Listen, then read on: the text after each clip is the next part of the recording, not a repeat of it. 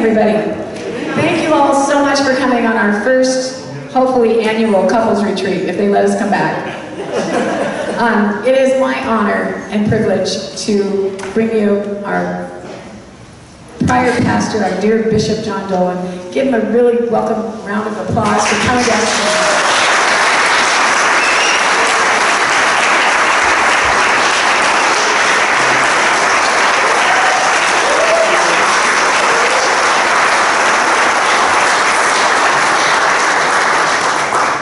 Thank you very much. You know, when I was in the seminary, at St. Patrick's Seminary, we had this bishop these bishops would roll in and give these talks, and this bishop was from some country where English was the second language. And we clapped for him and stood up and clapped for him, and he said, "Thank you very much, I enjoy the clap."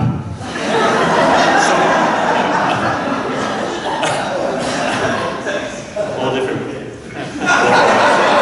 But anyway, I want to thank you very much for allowing me to be a part of this. This is great. It's kind of nice to come back to St. Michael's, and I will say that everything has been something of a blur over the last couple of months, well, the last year, really, since I left St. Michael's, and then I took on the position at St. John the Evangelist and also St. Vincent de Paul, running those two parishes, while maintaining my vicar for clergy position. That was a lot. It was a lot, I will say. And I kept longing for that moment where I could go back to St. Michael's. I really did think, oh, maybe there's a way I can finagle my way back to St. Michael's. It was a sweet gig, partly because, not only because of you all, but also because at that time, that first year when I was at St. Michael's, I was off the diocesan radar. I was Bishop Cirillo allowed me to become pastor there at St. Michael's, and I had been quite busy at St. Rose prior to that time, and I had been in various positions. And so when I went to St. Michael's, I was off the personnel board, the Presbyteral Council, the College of Consultors. I wasn't involved in anything. And then Bishop McElroy, if you remember, made all of those pastoral visits. And I made the mistake of saying, "Is there anything I can do for you?" And that was it. I'm done. So all of a sudden I was on every single project, every program, and then vicar for clergy, and now bishop with some additions. I'm the moderator of the Courier, which basically means I oversee the various offices at the diocese, and then I'm vicar general along with vicar of clergy, but that means that I'm sort of GM. So it's a little daunting. It's different kind of busyness, but I'm enjoying it, but it's different. I was thinking of Monsignor Dolan, when after he retired, he said, he's feeling out of place. And I do too, in some sense, in that I don't have a parish to be where I can be rooted. And I see this as I'm running around from one parish to the next, and I see these pastors involved in the lives of the communities, and I thought, wow, that's one thing I'm going to be missing over these years. So pray for me, because there is an adjustment, and I kind of feel for these priests who retire and all of a sudden they no longer have a community where they have lived in community for so many, many years. So pray for retired priests. I think priests retire hard, and I'm learning that just from my own perspective. At any rate, I wanted to draw your attention to this magnificent booklet presented and provided to you for the weekend, and it includes various pictures, various art pictures, and they will follow the various slides that you will have over the course of the weekend, giving you ample room to take notes and so on. So feel free to do that. Just you can turn your book open to the first page, and you'll see one of the slides. We'll get to that in just a second. Before we do that, this weekend is obviously a great opportunity, and Alice and the team sees this opportunity to make it a couples retreat when the other retreat was going to probably fade away. It wasn't strong enough, so they made this couples retreat. And it's wonderful to see, I think there are about 33 couples here. Yep. So that's fantastic. So thanks for being here. Tonight and this weekend, you're going to be focusing on what is called the arts of communication, a little play on the art of communication. But it begins with the idea, the premise is that art is communication. It's not decoration. And so we'll start from that angle, that art is communication. It's not a craft. You know, people have crafts. They can do wonderful things. They can even replicate other art, but they're not communicating anything except to simply say they have the ability, they have the means to paint, to even play piano. That's another form of art. But you know the difference between, say, a pianist who is just mimicking other pianists and their other songs, and then those who actually create, or even one who might be able to play, and you go, that person really gets the sense of the original artist. So we know that there are artists, and then there are people who are good at craft, but they're not really communicating something.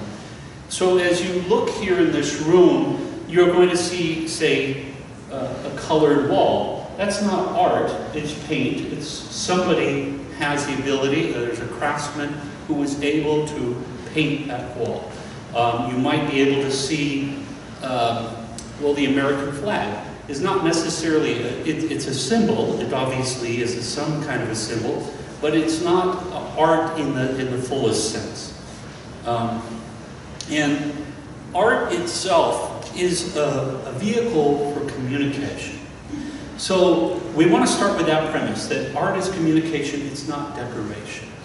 And from that angle, I wanted to take you through communication via the beautiful art that we would find within ancient Rome. And I'm specific, I'd like to be specific when we focus on this art, because Rome has the ancient Rome, the Rome within the walls of Rome, it has the various forms of art from the Renaissance period, a little bit before that time, and even up into the Rococo period.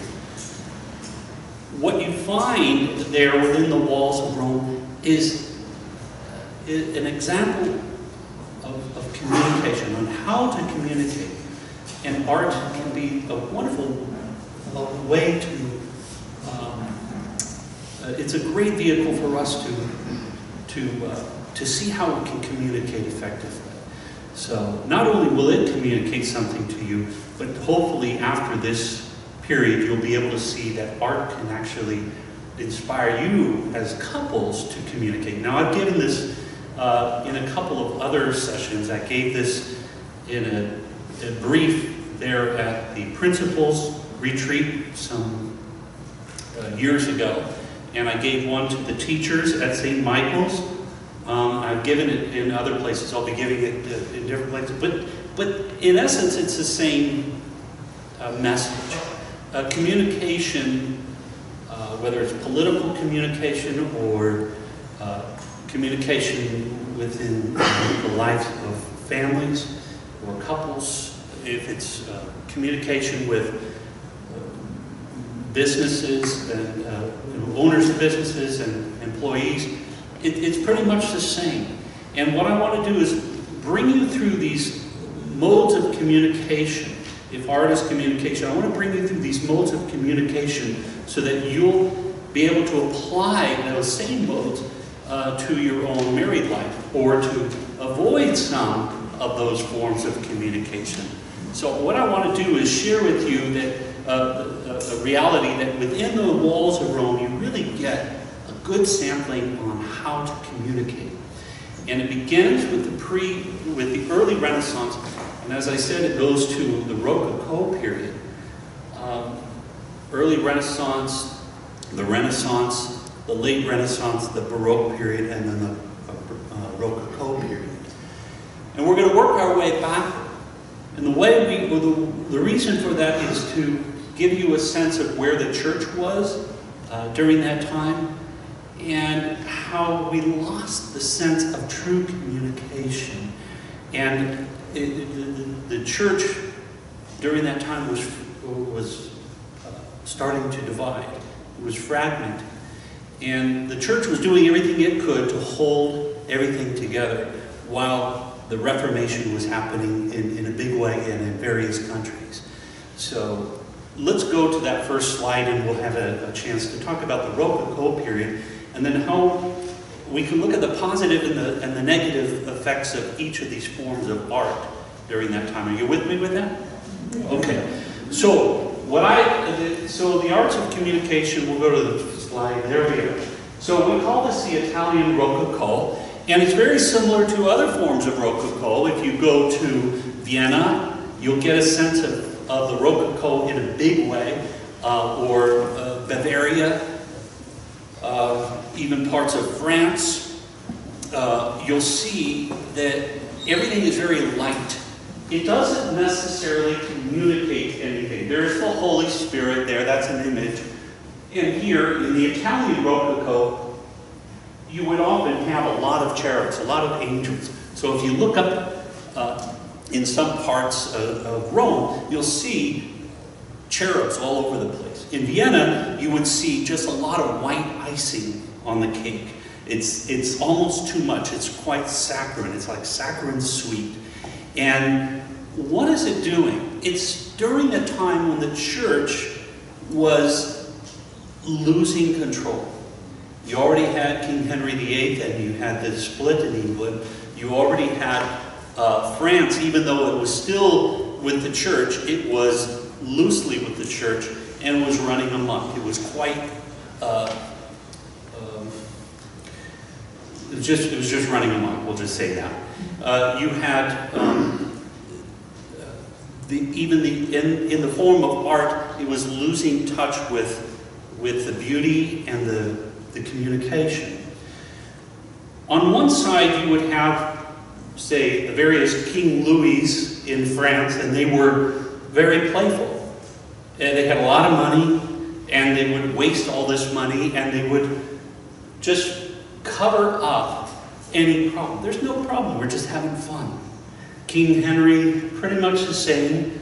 It was just sort of, we're running our own show, and we're going to put the softer side of Sears, as I say. It's a softer side of Sears. Things are okay. Don't look, nothing's going on, just keep moving. And that was the sense of the Rococo. It didn't communicate anything, it covered up the elephant in the room. And that was part of the problem during that period. It didn't have, on the one side, they were breaking rules, they were just having fun and running amok. On the other side, you had the popes. And in Rome, they were trying to hold everything together. And they had their rules, but they would soften it. So here in Rome, right there within the walls of Rome, you would have a kind of a softening of those rules. Why? Because people were walking away from the church. They were walking away from these hardline positions. And so the church put kind of a glove on that hard fist. That style of communication it's hard to even call it communication. Where we present our relationship as if it's sweet. We can look at that in our own lives. We might, as a pastor, I might say, everything is fine, Bishop. Everything is fine, Bishop. No problem here. Right? There's no elephant in the room, although we're financially about bankrupt. There's problems running at the school, but you just put on this sweet face, cover it up. And that often happens in married life. Now, sometimes it's important to sort of rococo, I call that form of communication. My mom and dad, they are Democrats. My mom is a hardline Democrat, and my father is a blue dog. All right, so he's not as hardline as my mom. Well, they will pretty much agree on who they vote for, the person, but they're not going to vote together on some public policy. They won't vote together on propositions and such. So they often cancel each other out. But they also learn somewhere down the line that they would just not talk about politics. And sometimes there's wisdom in that. Sometimes it's okay to rococo, to sort of cover things up, and we just agree to disagree, and we're just going to move on. Okay? But what happens when the relationship is so there's some serious problem, there's some great damage, and we're not able either to communicate with each other, or we're not going for counseling? We all seem to think, well, we'll deal with it at another time, right? We're just going to deal with it another time. Then that's a bigger problem. That's true rococo. That's when we're just covering it up, making it look sweet.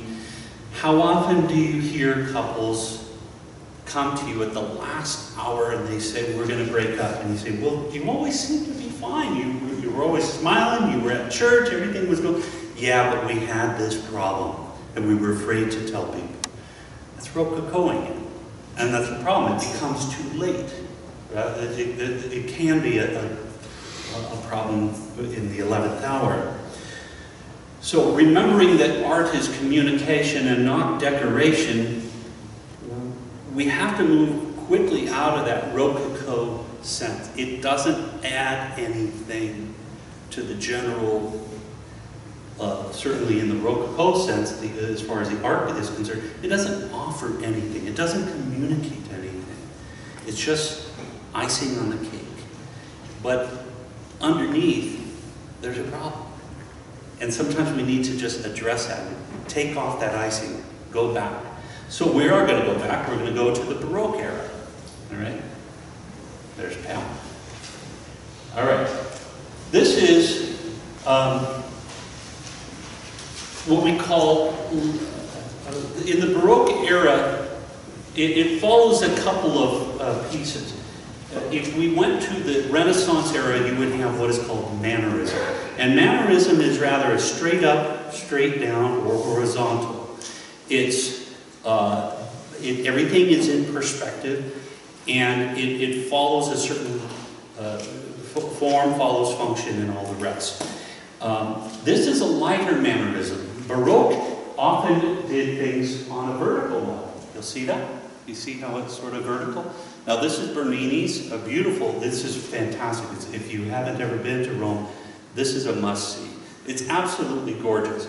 It focuses on, naturalism is a piece of the Baroque period. It wants to get as natural as possible. Look at the flow of the marble. That's marble. And that flow, it's truly amazing, right? But then also, you get a sense as you see St. Teresa in ecstasy. This is St. Teresa of Avila in ecstasy. And you get a sense that she's truly in ecstasy, right? It's a beautiful piece of sculpture. And it's very real. And you even see the angel about ready to stab her with what she would call a stab of joy, right? It's a beautiful image, right? That's the positive side of Baroque. The positive side of Baroque.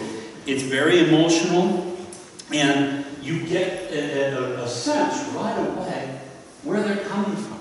I feel you, right? I feel your pain, right? I feel you. You get that sense right away what the artist is trying to convey. There's no doubt that in this particular sense, this is St. Teresa of Avila in ecstasy. There's no doubt, and the way he presents it is profound. It's very profound. So it's going to tell you right away, there's no guessing here what that whole piece is about, right? In fact, they'll even say, St. Therese in ecstasy. So there you go. All right. So the Baroque period was a time to tell it like it is. Very hierarchical and very pointed. No, there's no room for doubt during this time. So remember, this came right after the point of the Reformation. So after the Reformation, the church is really trying to clamp down. It's after Trent. It's trying to make things as clear as possible. There's no room for doubt. At the same time, there's beauty in truth, right? But it's also very monological. It's not dialogical. It's a lot better than Baroque or Rococo, because in Rococo you're not dialoguing. There's no dialogue. There's no communication. And there's no monologue. It's strictly covering up. In Baroque, there's communication, but it's rather one-sided. There's no guessing. The truth is the truth. Here it is. It looks beautiful, and it's very real, very natural. Truth can be painful, but it can be quite beautiful. As I mentioned, it has that diagonal style. It's not as horizontal or vertical, but you get the emotion right away. We're going to move to a Caravaggio painting. Here is you get this right away too, right? So in Caravaggio's paintings, you would find the subject. What is the subject? What's the subject in this painting? Death. Death, right. And this is actually in a it's a Capuchin monastery where literally they have these cells with bones, and as a part of their spiritual journey they would go to bed in this little cell with bones all around, and you wake up and guess what the message is? Hey, you're gonna die. So it's basically telling you, pay attention to the fact that you're not in this world for the long haul. You're in this forever. You're going to die. And don't think too highly of yourself. So there's some wonderful things about that. And here, because it's a Capuchin monastery following St. Francis, there is St. Francis looking at a skull. All right? Now, the thing about Caravaggio, he always brings to the fore, through light, the subject. Again, there's no doubt what this subject is about. You said it right away, death, right? It's death. So that's a very important thing. There's no wiggle room. You know exactly what they're talking about. So this style of communication, though highly realistic, and it's quite beautiful, there's no room for any other interpretation. And what you see is what the artist directly intends to convey. Again, very monological. No room to let loose like the Rococo period, or to have a spur of the moment sense. Everything is direct and pointed. That's part of the problem with the Baroque sense of communication. And we might all have that. We have to be fixed. Everything has to be follow a certain pattern. And if it falls out of that pattern, everything is going to get destroyed. In our relationship, we lose that sense of dialogue if everything is only one way. It can be monological.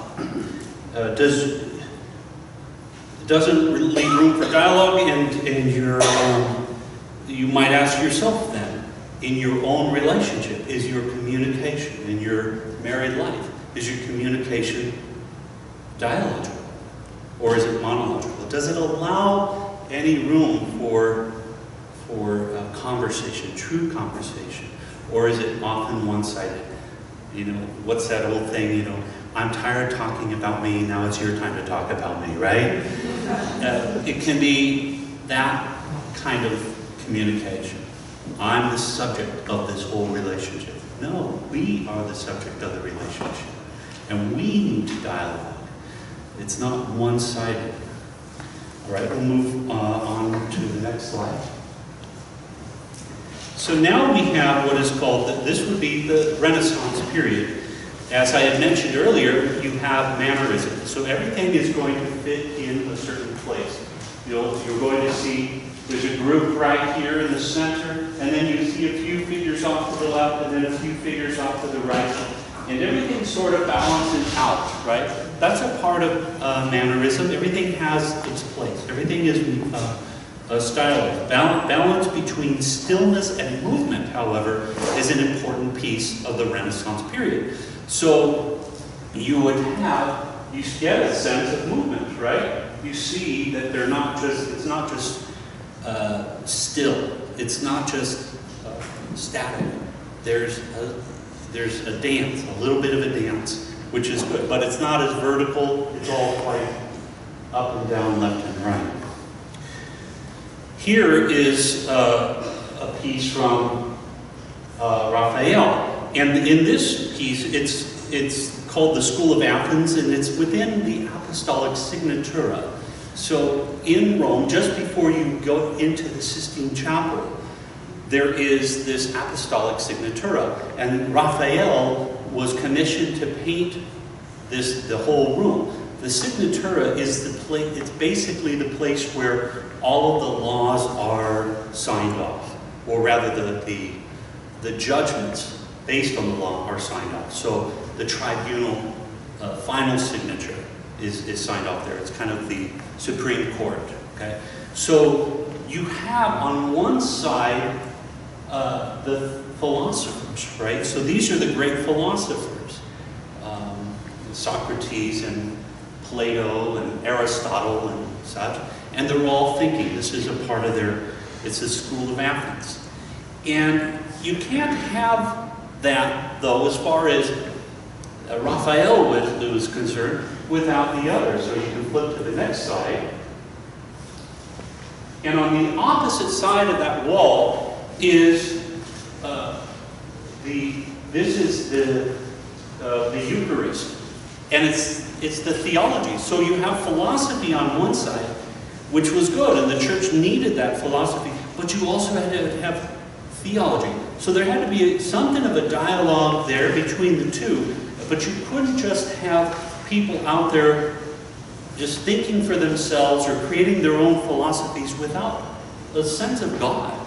So in the eyes of the church during that Renaissance period, everything began with God. So you couldn't have just philosophy without theology. You couldn't have philosophy without the sacrament. And what's the center of it? The Eucharist, the sacred Eucharist, the Holy Eucharist. What's the style of communication here?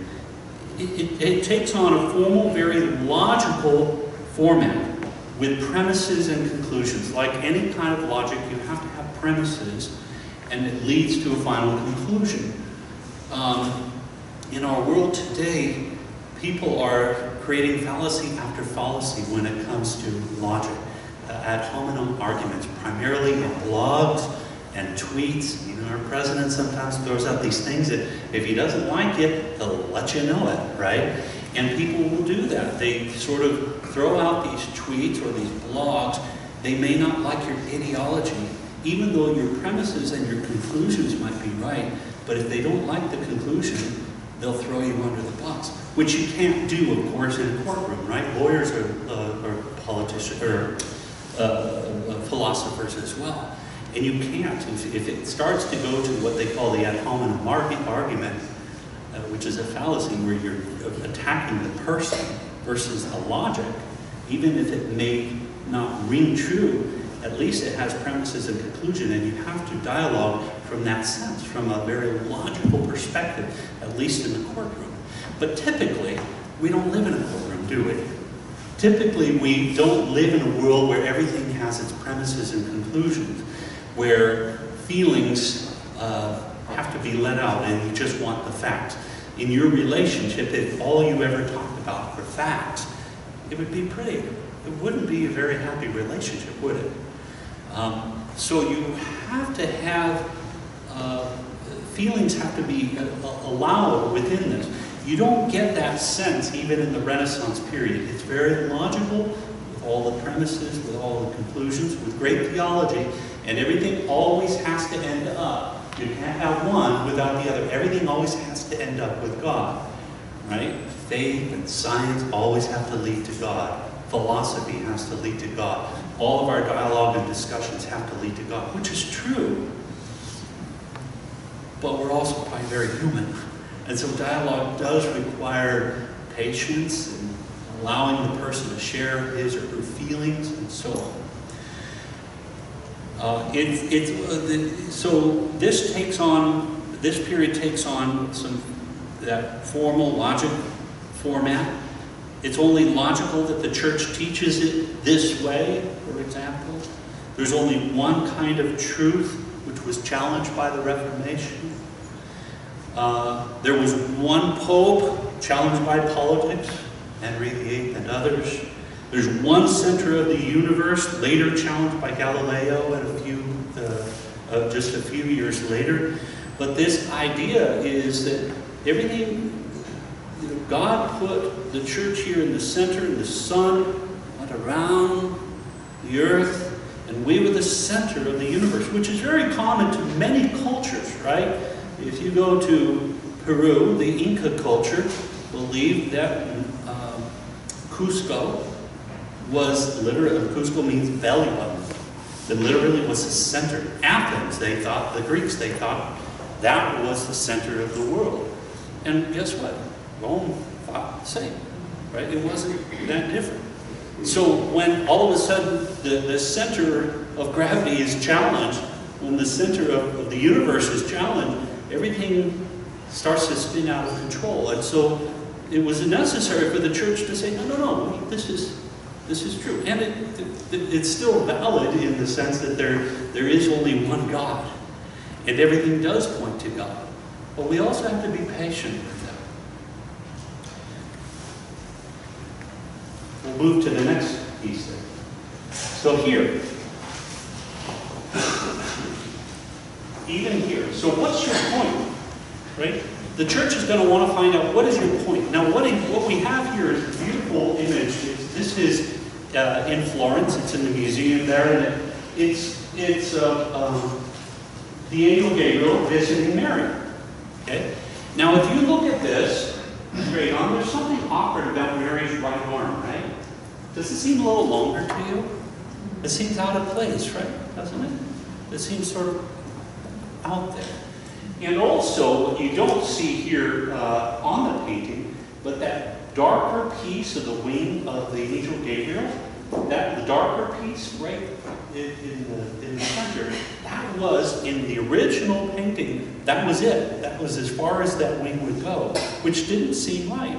So a later artist added to that, elongated that wing. The problem was that is now, it's in the museum there in Florence, but it wasn't designed to be looked at straight on.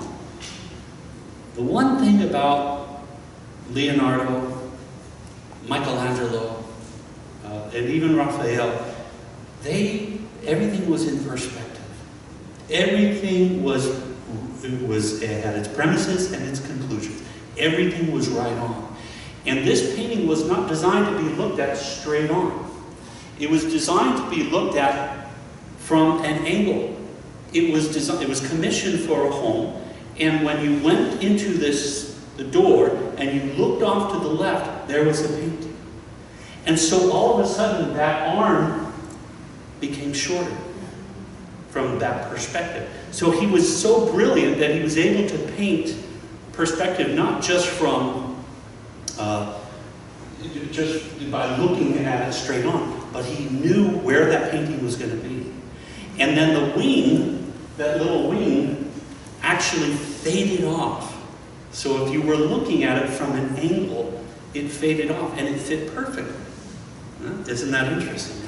But what's your point? So sometimes when we get into our relationship with other people, or let's talk about couples, they remember, right? They remember a story, and they'll bring it up as if it's related to today's event, right? Do you ever have that as couples sometimes? You say, no, you don't believe it. So that sometimes we forget what occurred there, and so sometimes we take that moment or that experience and we try to translate that to a similar experience today, and we lose that sense of perspective. But we have to go back and say, well, what is your point? Truly, tell me, what is your point? Right? Go to the next slide. See it from my perspective. This is Michelangelo's very famous. Now, we all know that Michelangelo was a master at the Sistine Chapel, but this really was his love. He didn't. Painting was okay. Amazing when you're looking at the Sistine Chapel that wasn't his favorite. He really loved to be a sculptor. His famous was the famous sculpture of Moses, where you may recall where he did such a good job and it looked so real to him that he said, "Speak." Right? But in this case, you have this is the Pietà. Okay, so Mary holding Jesus. Now, if you go into St. Peter's Basilica and you turn right, you'll see it on display, and it's at eye level. And when you see it at eye level, you see something very interesting. First of all, if you look at Mary's legs, they say that if Mary stood up, she would be twice the size of Jesus. Okay? And the other is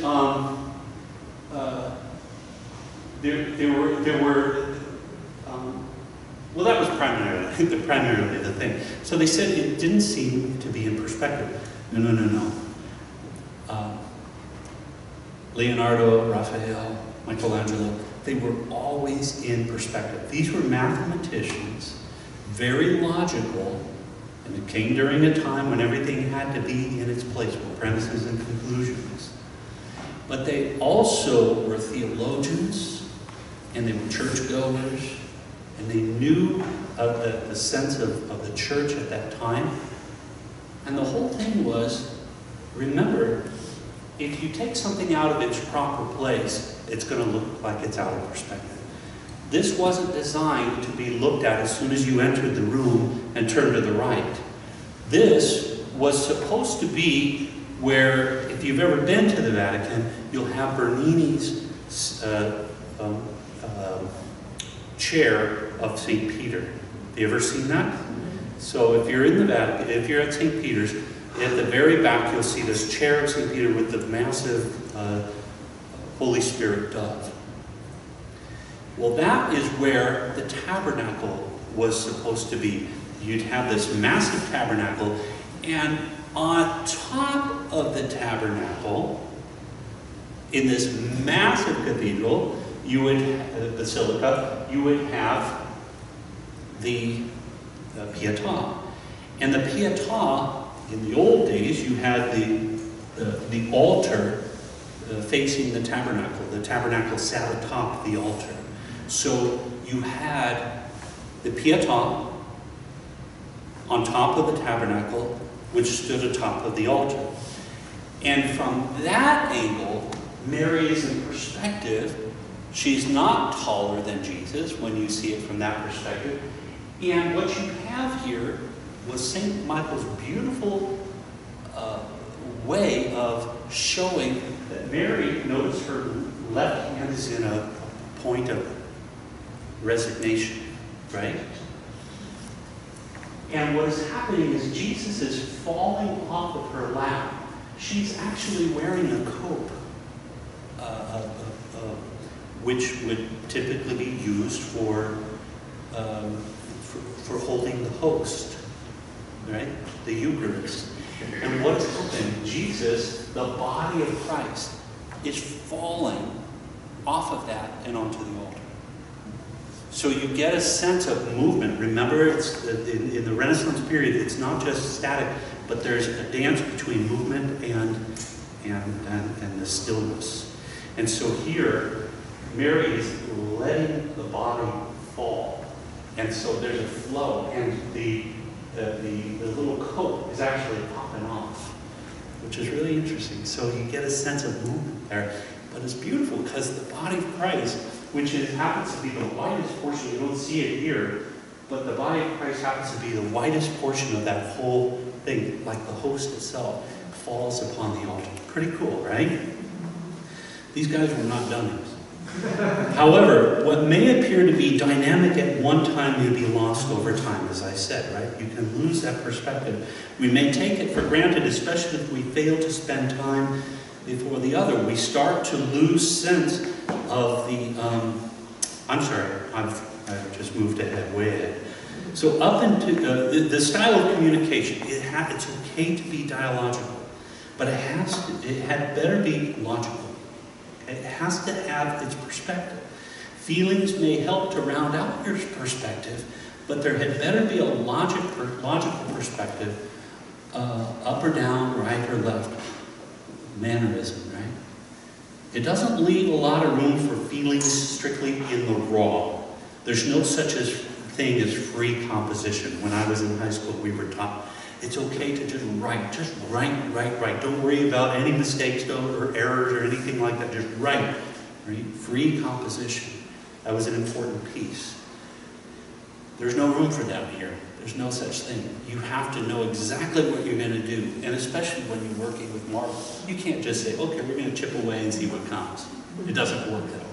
You have to know exactly where you're going with this. Up until this point,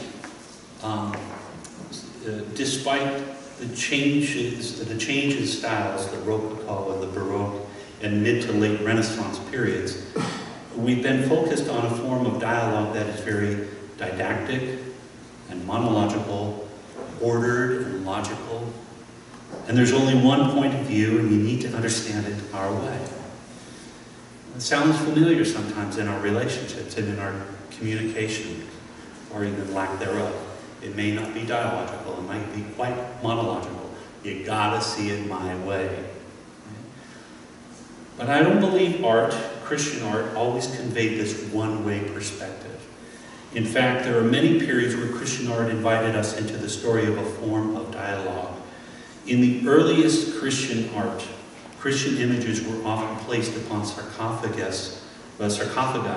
of Christians to tell the story of that Christian person. Very much like the Etruscan style. So if you would look at a sarcophagus, you would see the various images that would portray, it was almost like a eulogy of that person. And early Christian art was the same, but sometimes in hidden fashion because they didn't want to be caught. But early Christian art would also adorn house churches as a way to relate the gospel to the illiterate, number one, but also just to simply allow people in a form of worship to look at, say, the Good Shepherd was painted in a mural or in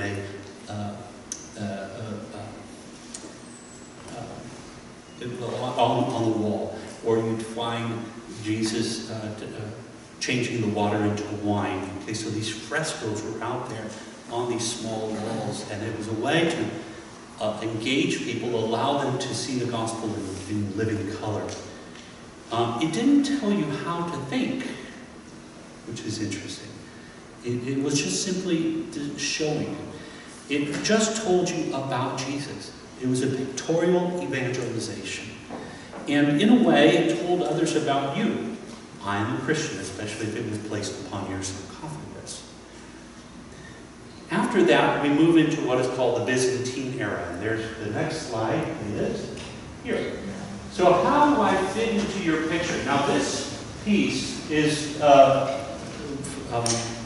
attributed to St. Luke, and it's in the Basilica of Mary Major, and it's called the Luke image.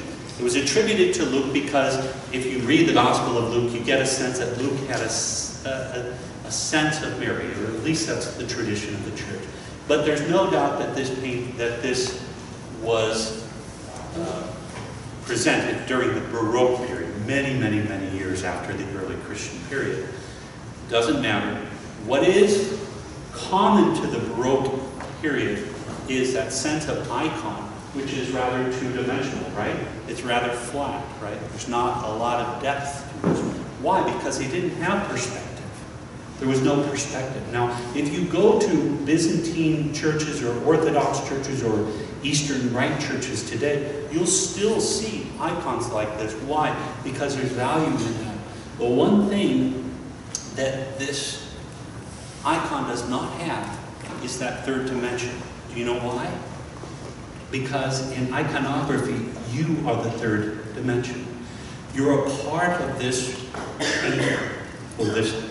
or this icon. It's two-dimensional, but the horizon is you. And it allows us to be a part of this relationship with the Lord. I belong to this. I belong to this relationship. Just as Mary belongs to Jesus and Jesus to Mary, I belong to this as well. I'm a part of this whole relationship. We are valued in that sense. We participate in the mystery and in the other. What's the style of communication during this period of time? Highly communicative. We're brought into the dialogue, and the object is just as important as the subject, and vice versa. We might be looking at Jesus and Mary, but they're looking at us. It's kind of like, if you've ever noticed that Mary, whenever you talk about these apparitions of Mary, have you ever noticed that Mary's always looking out? She's always looking at her son, and you are Christ. She's looking at Christ. So she's always, you're part of her life. That's the style of communication of the Byzantine era. However, what may appear to be a dynamic at one time may be lost over time, right? We may take it for granted, especially if we fail to spend time before the other. Adoration before the Eucharist, or veneration before just spending a little time before a statue of Mary to venerate. It can be kind of boring for people, and so then they lose that excitement. It might have been exciting before, and then they sort of lose sight of that. And it's no different than our relationships too. You know, you have that moment of romance, that early time where you're wooed by each other, and this is it, and you're always spending time with each other. This is the best thing in the world. We're never going to leave each other. We're always holding hands, you know, and the people around you are going, ugh. No, but it's a beautiful moment, right? Because this is it, and you want to capture this, and this is like from here to eternity. This is it. I'm just going to be looking at you for the rest of my life. And how awesome is that, right? Often but after a time, we start looking for more.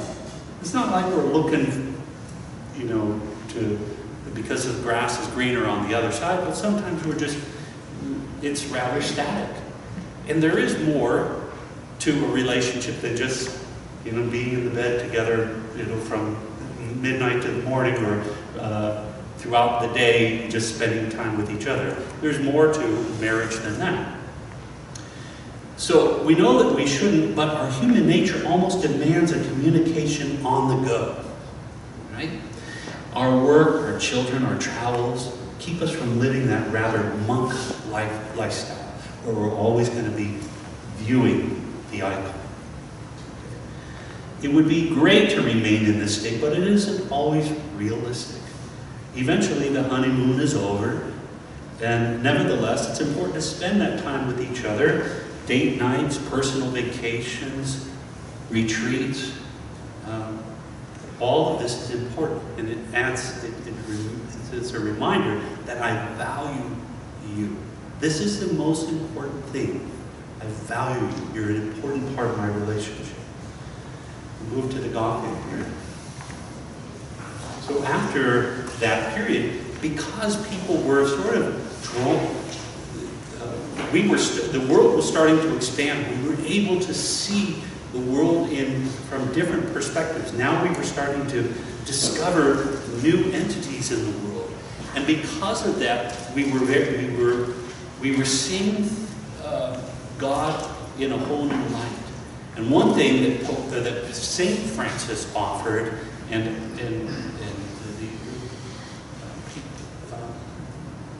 many of these saints offered, was let's get out of the monasteries and let's get out into the streets and start helping. And let's start loving and take what we know of God and start relating to people. And that was a very important piece. And what you had artists starting to depict the lives of the saints. How could you be heroic? You don't want to just look at St. Francis on an icon. You want to see him in action. You want to see his story. If you go to Assisi and you see the basilica there, the cathedral, you see the life of St. Francis. And this is just one little depiction of him feeding the birds, but it's an action shot. Okay? And that has some value. When I was a kid, we had baseball cards. We used to collect baseball cards. And the cards that we always wanted, we wanted the cards that had somebody taking a swing at something. It was an action shot, or he was running or catching. But if it was just a still shot, it was boring. It was boring. You didn't want that one. You wanted the one where they were in action. The Gothic period was rather left to right, however. It was a story of the saints on the move, and that was great. It was more of the Martha than the Mary story. Byzantine era would be spending time before the icon, before Jesus. That'd be like Mary. But the Martha is more on the go. Remember that? Martha was always busy. She was busy about many things, as Jesus said. Though we would tell the story of the other, even in the exciting and down-to-earth way, there was little room for relationship in this period of art. It told a story, usually of the past, but lacked a present and a future. It told the story of the saint. And it took some serious thought on your part to get involved in that story. It's good to reminisce, and that's the value of the Gothic period. It allows us to reminisce, to think about those stories, to tell those stories, to go through a picture book and look at where we were. And that has great value. But eventually there needs to be time to well spent now, to spend that time now, kind of what you're doing here. You can talk about your past, you can talk about the days when your kids were growing up and so on. But sometimes you just need to stop and look at each other now. Right? So that's one thing that's missing in this Gothic period. What does this story have to do with us today? What does this have to do with the price of tea in China? Right? Nevertheless, reminiscence is important, and I value the prayer of reminiscence. I do this regularly, where I reminisce, and then I try to bring some value to what was that memory? How does that memory relate to my life today? The prayer of reminiscence is a great prayer. One day I'll teach you that if you don't know it. It's great. But let's go to then the early Renaissance. This is my favorite artist by far. And he's a saint. Well, he's blessed. Blessed Fra Angelico. Made blessed by St. Pope John Paul II. And in the 80s. But I always wondered, because his name was Blessed Angelico, or Blessed Fra Angelico, and I said, I wonder if he's a real blessed. But he wasn't. They just called him that. And so Pope John Paul II made him a blessed there on a day when he was honoring the Dominicans and recognizing the gift of the Dominicans, particularly as they offered the gift of marriage. So he was really bragging about Fra Angelico, and I was fascinated by him. I just took to this artist. And one reason, and well, there are many reasons, but One thing about Angelico, the one common thing that you'll find in Angelico's art, he's always, he paints angels. That's why he was given the name Angelico. His name was John Fiesole. But in the Dominican order, they just gave the blessed angel, Beato Angelico, because he always painted angels. And he was just a master of this. You've probably seen a number of his works where you see angels playing instruments and so on, right? That's Fra Angelico. Very colorful, a lot of light. And also, what do we find here in the early Renaissance piece? You see perspective. If you go back to that slide prior to, you don't really get perspective except in the form of a line. All of a sudden, in the Gothic period, you finally get a line. You see that? That's the difference. So there's no horizon. You're not a part of the horizon. There's this line. And then there are trees and things like that. So there's a sense of realism, right? But then you go back, and what do you find now? We have perspective. And what do you see in the background? So here, this is the Annunciation. Go to the next slide. What's in the background? It's kind of hard to see because it's super blown up. But what do we see there? Who are those two figures? Adam and Eve being ushered out of the Garden of Eden, right? And there's an angel making sure that doesn't happen. But he's sparing them from going back and taking from the tree of the life of the tree of eternal life in their sin. So God's sparing them, right? So the whole story through perspective, if you go to the next slide. Oh, I'm sorry, go back. One more. You go back. So the beauty of the perspective is that it's not just a left to right story like the Giotto story of St. Francis. Now it has perspective. There's a beginning way back when. And then in a perspective sense, you're brought up to the fore, and there is the end. This is the beauty of Fra Angelico. He allowed us to be a part of this picture, but through the wider perspective. You get to see that you're not just a part of this perspective, you're not just a part of this horizon, but you're a part of the horizon that began oh so long ago. You're a part of this whole story. And it culminates not just here, obviously, but in the cross and the resurrection. But this is a good scent.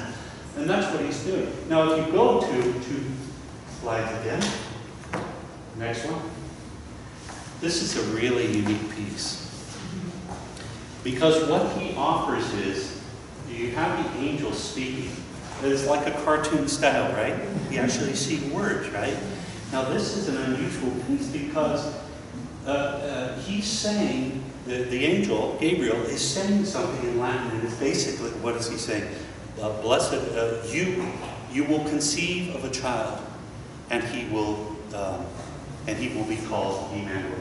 So the first line, you will conceive, and in the middle, Mary is saying, let it be done to me according to thy will. The beauty of that is that he hasn't even finished the conversation. And she is in the middle just saying, I resign. You're God. Let it be done to me according to your will. The other interesting piece about this is that Mary, when she speaks, the words are upside down and backwards. And why? If you go back to the 2 slides, one more. You'll see right above, there's God. You see the Father?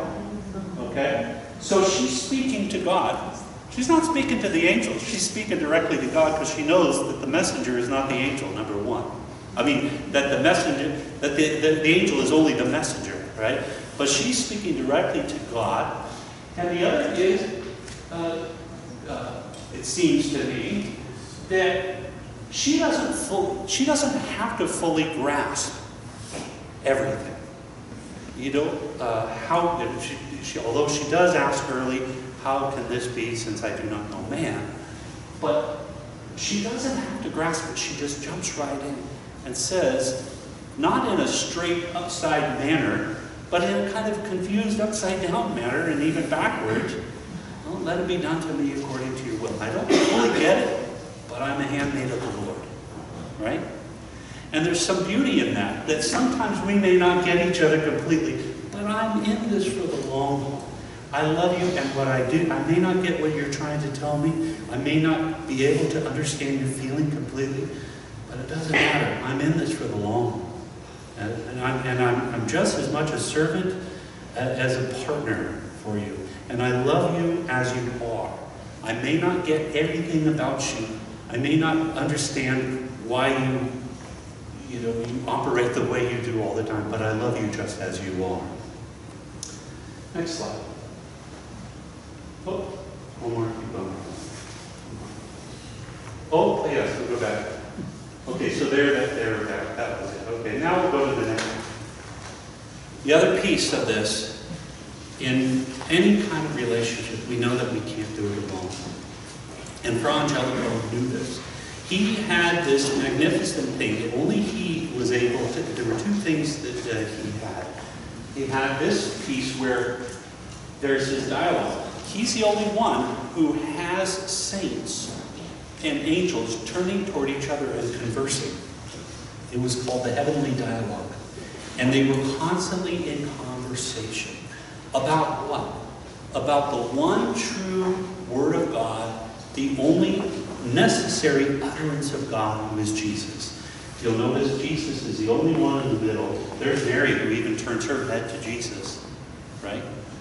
But Jesus is the only one who has his head only turned to us, minus these two fellows here. These are the Medicis, Lorenzo and Cosimo de Medici, okay?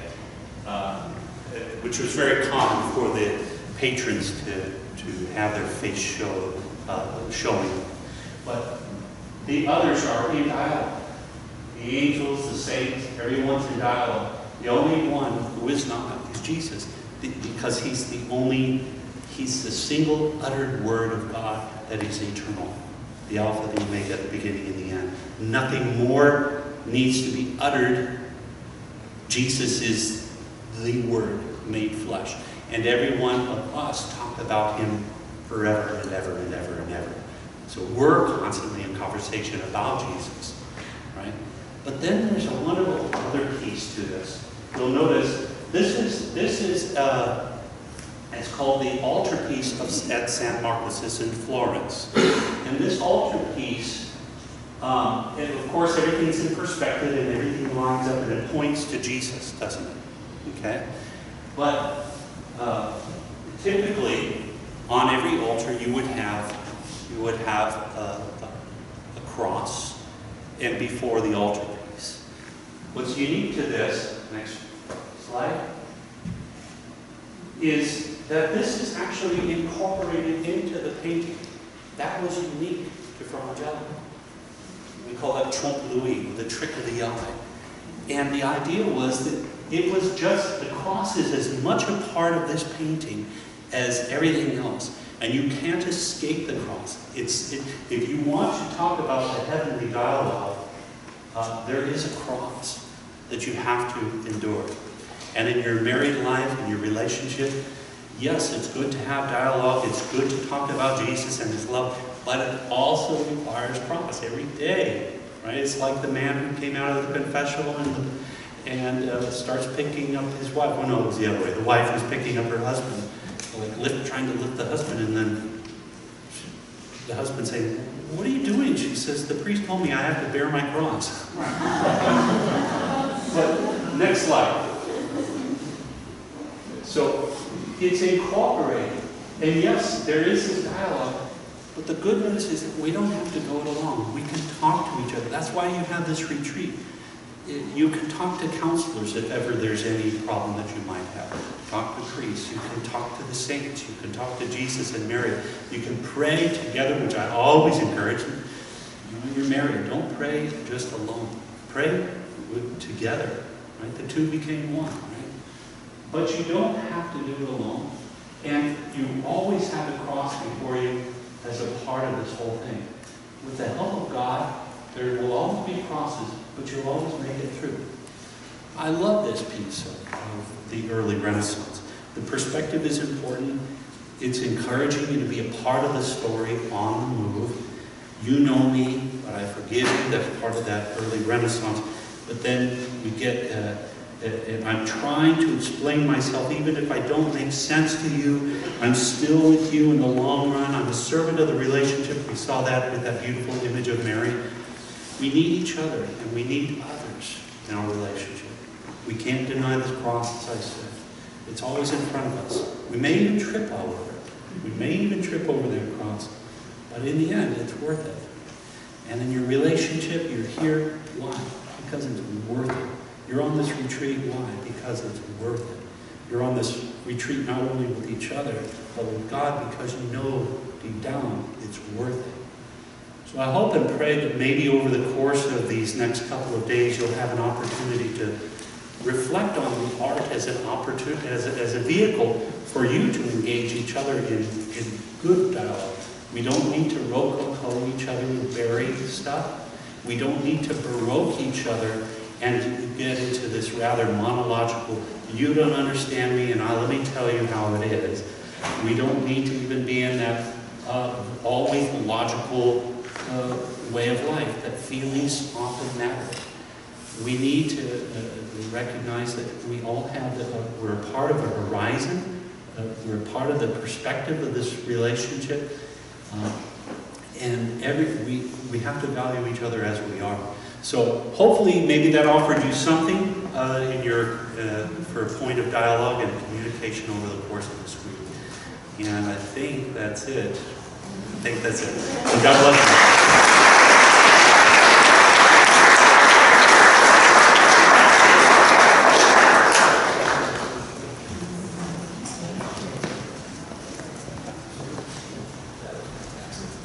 Just a couple of changes. At 9 o'clock, we're going to meet for the social hour, and it says in your schedule, I think the conference room is going to be in the Meadow View room, which is actually across from the dining room where we have dinner.